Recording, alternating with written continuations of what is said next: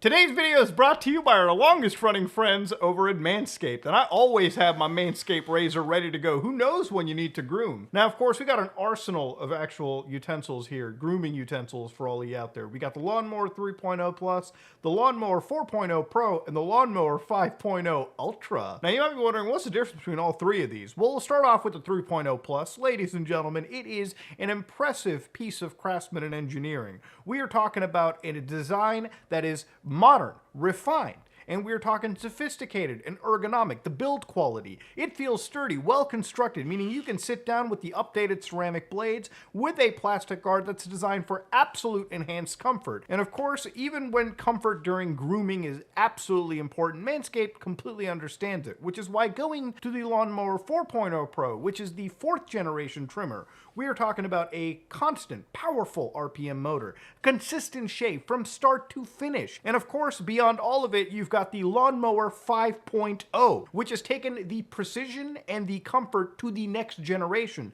Dual skin safe blade heads, now with an updated trimmer blade and an interchangeable foil blade. And guess what? All those are waterproof, so you can take care of your boys while you're in the shower while it's running, just so you can knock out multiple birds with one stone. So if you want to give your boys the love they deserve and join over 10 million men and me worldwide, you can use our promo code SOG and get 20% off and free international shipping at manscaped.com. That's 20% off plus free shipping with our promo code SOG. That's it, ladies and gentlemen. Let's get on with the video. Hello guys and gals, me Mudahar, and boy oh boy, today I got a little hardware review for you. Haha! Now you might be wondering, whoa Muda, what are you talking about today? Well, if you read the title, you saw the thumbnail, then you know that I'm talking about that good old Apple Vision Pro. Now you might be like, whoa Muda, what are you talking about? It's already been talked about when it came out like 2 months ago.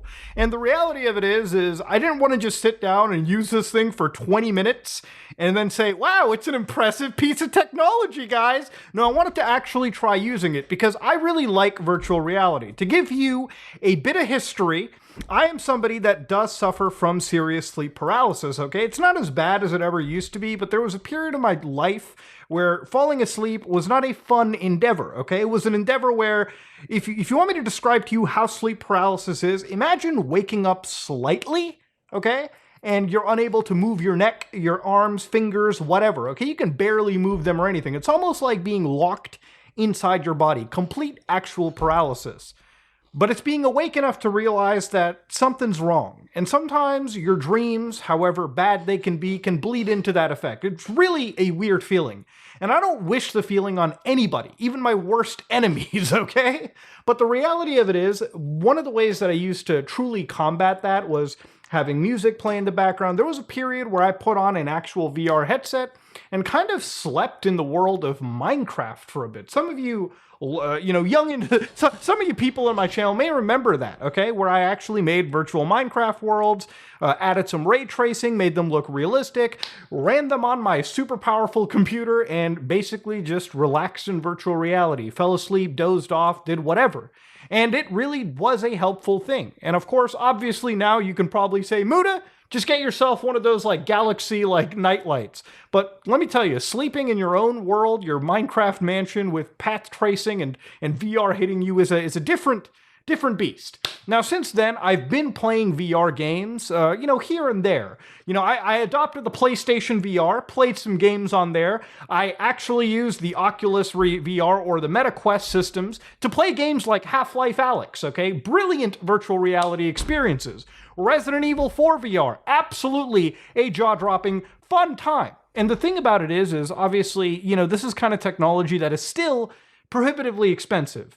And talking about the Apple Vision, this is by far the most expensive product that I have ever used in the virtual reality space. So I'm going to give you a few entry-level things. I'm going to guide you through the journey, okay? So 2 months ago when this released, it never came out in Canada. It's still unavailable in my country. So this is a product that I had to drive across an international border to the US, New York, Buffalo specifically, and I ended up picking up this device. Now, it is around $3,500 US, making it the most expensive Apple device as far as my knowledge goes, and that's before you start gassing up the price by enhancing the storage and whatnot. So, in Canadian dollars, in Canadian fun bucks, that's around $5,000, okay, tax included and everything. So this cost about as much as some used cars, okay? So it is not a cheap endeavor. Nothing that I'm mentioning here is actually cheap. And remember, this is going to be important going into the rest of the video because price permeates everything. Now, being an expensive product, obviously it is quite a good product. Now, this is the worst headset that I've used. And the reason I say that term is not because I'm trying to be contradictory here. It is by far the best hardware that you're gonna find, okay? We are talking so many sensors to the point where it's got 6 world tracking sensors out there, 4 actual eye tracking sensors, LiDAR sensors, flicker sensors, ambient light, high resolution cameras, so on and so forth. The amount of data this thing captures from your eyes and the world around you is insane, and it's probably more impressive than nearly any other headset you're going to find. Now, again, the price permeates everywhere, okay? That is a phrase we're gonna keep bashing through this video, because compared to any other device, this costs several times more. So obviously I expect it to have far more impressive technology going on forward, okay? That's pretty much where it goes to. So anybody that's kind of been talking about how this thing is an impressive piece of hardware, it should be for the price you pay. Clearly, Apple has put a lot of money into making this as badass as it can be from a hardware perspective. Now, the reason I say it's one of the worst headsets I've used is purely down to the actual software for it, okay? Because for the price you pay, around 5,000 Canadian, let's just keep it simple, 3,500 US, you would expect to be able to do a whole lot more with this headset than anything else. But since I've bought it, it's basically a nightmare, and it might as well collect dust. And let me give you the exact experience of it. So when you put the headset on and you fire it up initially, you'll be blown away by how clear everything looks, okay? Now, comparing this to other actual devices, the pass-through, where you can see the world around you through the cameras, is impressive. It almost feels like you're looking at the world through your own eyes. Clearly, it is still a camera. You can obviously see how light it is. It is like looking at a camera, a really good camera, and the display, from my understanding, is a very, very good OLED display, which is one of the reasons why it costs so much. And because it's an OLED display, the colors are represented well, the world looks about as good as you can imagine, okay? Now again, comparing it to the Meta Quest 3, the pass-through there isn't as good. But then again, the price permeates everywhere. The price is very much different. So that's one thing you're gonna have going through your head. Now, obviously, when you fire up this device, one of the coolest things that I've ever seen, and this still blows me away every time I slap that headset on, is the eye tracking.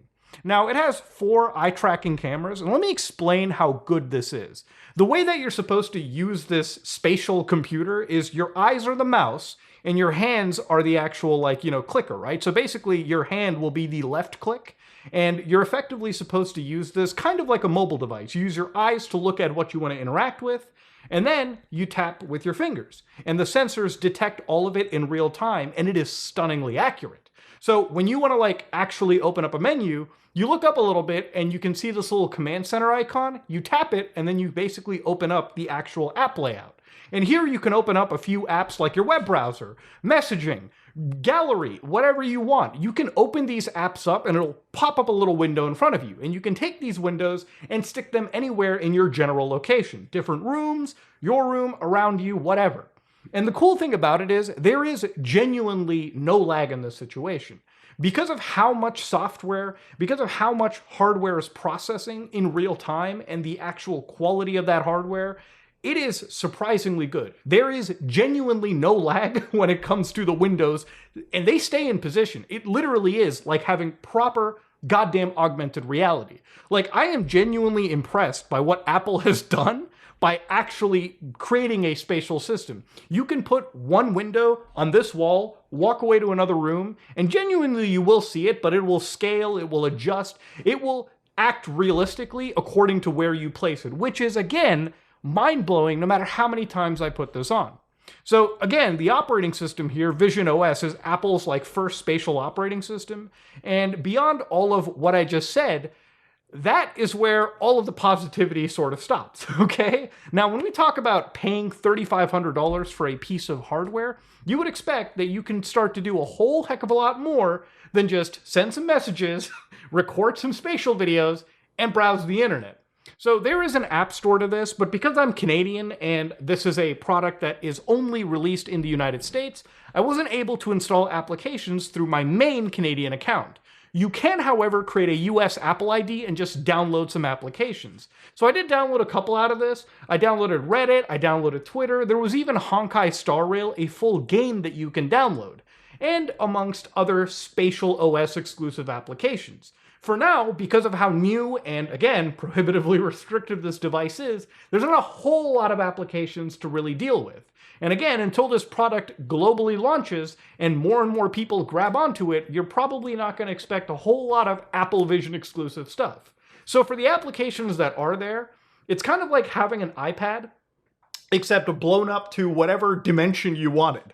And that's where I have a real issue with it. While it's cool that you can get extra functionality through these applications, everything that you basically are doing on the Apple Vision Pro for $3,500 could easily be replicated on your smartphone, your tablet, or hell, even your fucking computer. And that's where the nightmare begins. So again, one of the things that Apple likes to tout here is productivity, okay? So I want to really talk about productivity.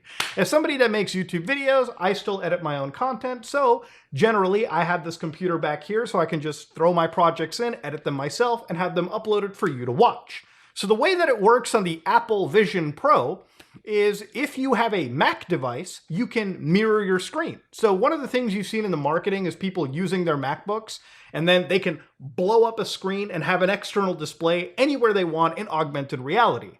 And that sounds really cool until you actually use it. See, as an editor, as somebody that uses a computer at their desktop, I have multiple monitors because I like to use multiple systems. I think all of us really do. I think most people watching my videos, you probably have multiple monitors as well.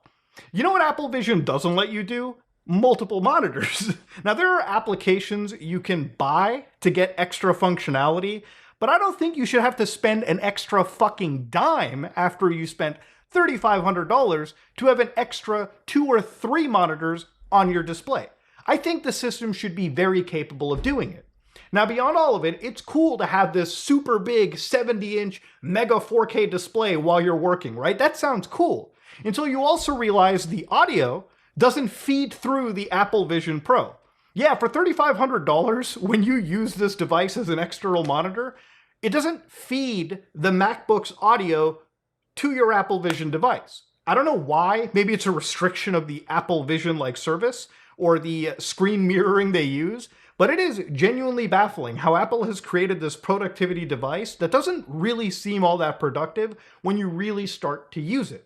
Now, one of the things that I've been told is this would be great if you're on a plane, Mutahar, right? Imagine instead of dealing with your laptop display, you can just have a massive mega monitor while you're on a plane. Now, just think about the logic here real quickly. You're expecting me to take a super expensive MacBook and then a Apple Vision Pro on the same flight. So already you want me to have several thousands of dollars that I'm carrying around. I think for the price that you buy this device, it should be able to run some of those macOS editing applications on its own. It would be really awesome to have Final Cut or Adobe Premiere running locally on the headset. So you can just bring the headset and that's it. That's all you needed. It would be awesome to cut video and cut software right with your hands while you have augmented reality. If I'm bringing my laptop anyways, I'll just bring the laptop and call it a day. It's a lot easier to stick a laptop into a backpack and take that with you anywhere you want, versus bringing a laptop, maybe even an extra mouse, and then the Apple Vision Pro. Now, when it comes to other software on it, one of the things that really hurts is the lack of gaming. So if you have that MacBook, one of the things you could do is download games like Death Stranding and stream them from your MacBook to your Apple Vision. Now, it's not going to be like VR gaming. It's still just, you can make the screen big and just throw it on the wall and play that game as if you were, I guess, kind of playing it on a big screen TV. But see, that takes me to the second question here, right? One of the things that Apple has sort of shown in its promotion is the ability to watch movies and entertainment on your Apple Vision, like you were at a theater. And here's the thing, in most cases, that works really well. Watching a YouTube video on this thing, blown up to like your wall is awesome. But here's the thing, for the price you pay, and remember price permeates everything in this video, for the price you pay, $3,500 US, Why the fuck wouldn't you just buy an actual flat screen TV at that point? A good flat screen TV. Because at that point you can share that experience with not just you, but everyone around you, instead of one person sitting dystopian style with their headset on watching a movie. And even if you're talking to other people through your Apple Vision Pro, it's still weird. So the way that they have FaceTime and communications is they use something known as personas. So when you activate your Apple Vision, you have to put it up to your face and they scan your, persona, your face. They make a 3D map of it. Now this 3D map is downright horrific. Anybody you call on FaceTime freaks the fuck out, okay? Literally they freak out whenever they see it, and rightfully so. It looks uncanny and weird.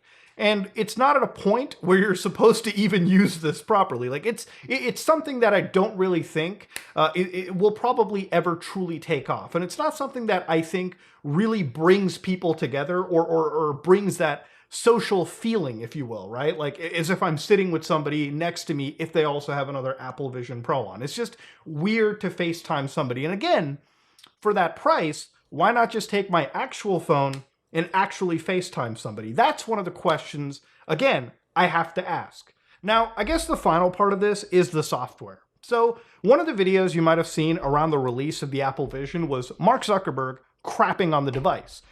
And as much as I hate to side with the Zuck, somebody on his PR team is doing a great job gassing him up because he is 100% right. Now, again, the price is everything. For $3,500 US, comparing it to the much cheaper Meta Quest 3, just buy that. As much as I dislike Facebook, Meta, Mark Zuckerberg, he genuinely has the better, more valuable product for anybody, because the amount of openness that that Quest has versus the closed model that Apple has really shoots this thing in the foot. See, one of the problems is for paying $3,500, the only thing you can interact with is other Apple products. And this isn't new. Obviously, Apple stuff only really works with other Apple stuff. But for $3,500 and as good of a hardware set that this thing provides, it is so shameful that you can't somehow get this to work with Steam VR or anything on the PC space. The ability to play stuff like Emu VR or Pavlov or a lot of these big VR PC titles using the resolution, the quality of this device would be killer. But Apple is so restrictive that they do not allow that at all, and they have no goal of allowing it. So you buy this $3,500 device, and it's got really good hardware. The only problem is Apple shoots themselves in the foot by creating a product that only works with a very few pieces of hardware, very few Mac devices, iPhones, iPads, if that. And the things you can really do are so limited in scope that it's almost not worth even bothering with the device. And I would use this a whole heck of a lot more had this had proper PC connectivity. If I could connect this to Steam VR somehow, I would. Now, since I've actually been filming this video, there has been some updates. For instance, about a month ago, and actually is a few days, there have been extended clients like ALVR, which allow you to play Apple Vision, allows you to play PC stuff on Apple Vision products. But the reality of this is even this is still not perfect. And again, one of the side tangents that I want to bring into it is something known as WebXR, which is again just web functionality. This is an open framework that works across many virtual reality, augmented reality products. So of course, as you can see here on my Apple Vision Pro, it's just not functioning because the web browser doesn't actually have support for this framework. However, if you load up the exact same tools on an actual Meta Quest 3, you can see that immediately one of these room scale demos starts to work right out of the box. And look, even beyond all of this, a couple days ago, Meta Quest, or Meta themselves, basically became as open as they can be, actually allowing their devices to support more of these frameworks and are working, from my understanding, with other brands and other products as well. So Apple's closed ideology is clashing with, surprisingly, Meta's open ideology here. And as far as history has always shown, at least in my experience, is that these open products, in my opinion, tend to be way more consumer friendly. And obviously, I think with Meta being as successful as they are in the space, is absolutely going to smash Apple. All right, that's just not even a shock to me. And even for Apple stuff, looking into how their product or how the Apple Vision has been received, they have to reassess the actual supply that they have to build because, again, this isn't taking off like the iPhone or the iPad or the MacBook. Because while those have functionality, this is just a toy that can easily be replaced by any of their other devices that are just more practical and far more cheaper. But until then, we cannot use this device the way that I think we really should be allowed to for $3,500.